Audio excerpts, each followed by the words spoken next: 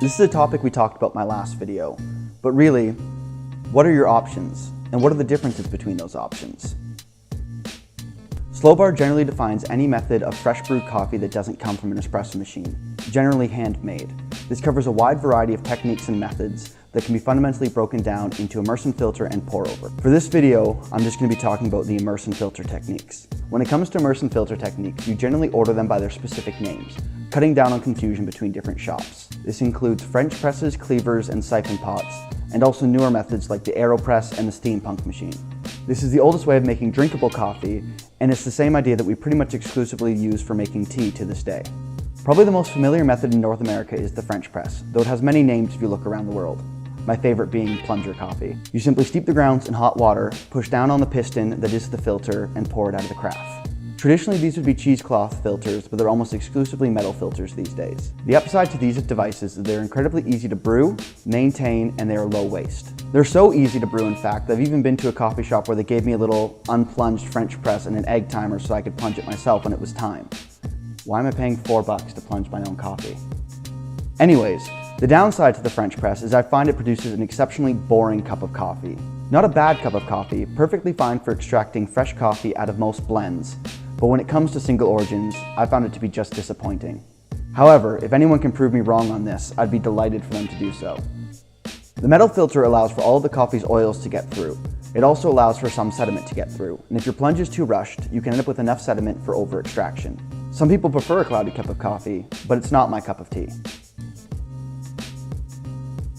I was delighted to find out, however, that the AeroPress produces a notably different cup of coffee from the French press. This device was introduced in 2005 and runs on the same idea as the French press, however with one important difference, that all of the coffee is pushed through a stationary paper filter and out the bottom directly into the cup it's to be served in. The benefit of this is the clean cup of coffee that comes with using a paper filter, as well as all of the momentum moving in one direction without fighting against the bottom of a carafe.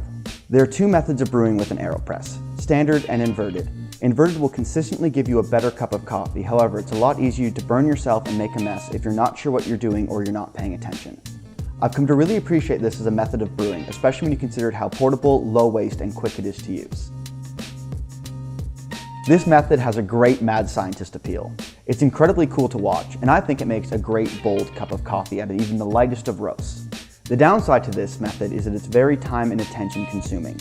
It's also very easy to scald your grounds, which can turn a perfectly good bean into a lackluster cup of coffee. This method was developed surprisingly long ago. Our earliest records of this idea are found in Germany from 1830, though it was perfected seemingly simultaneously by a French housewife and a Scottish engineer. Depending on the brewer's choice of filter between paper and fabric, you can either create an exceptionally clean cup of coffee or a very clean cup of coffee that's palpably richer. This coffee is produced by heating up water in the lower chamber. Once heated, the water rises into the upper chamber where coffee is waiting or to be added. After some steeping and stirring, the lower chamber is removed from heat, allowing gravity and vacuum pressure to pull the coffee back down through the filter, where you hopefully will have a delightful little flask of deliciously bold coffee. The Steampunk is definitely an outlier on this list, because it's neither handmade nor is it anything that you're ever likely to have in your home.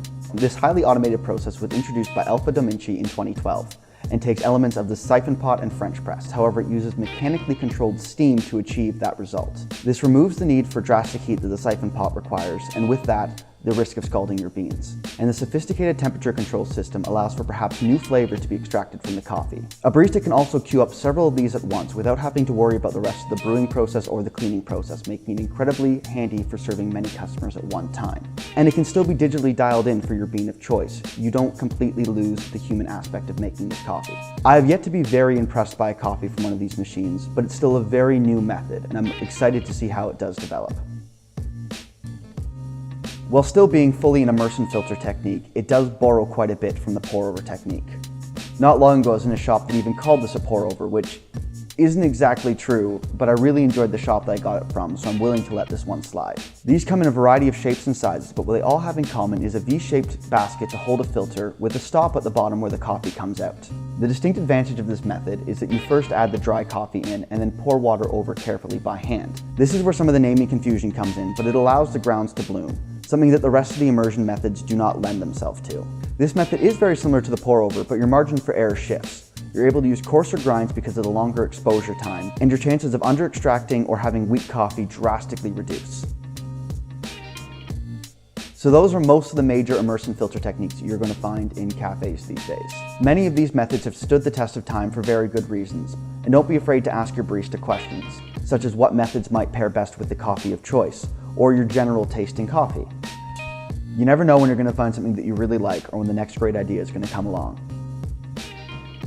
If you're new here, I'm Jeff Gitch, a coffee enthusiast trying to make specialty coffee more accessible and understandable to everyone. Stick around for my next video on pour-overs, another method of slow bar. And keep an eye out for more coffee-related videos right here on this channel.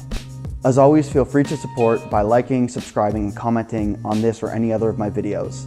And if you haven't already, you can check out my first coffee video here. Thanks for watching.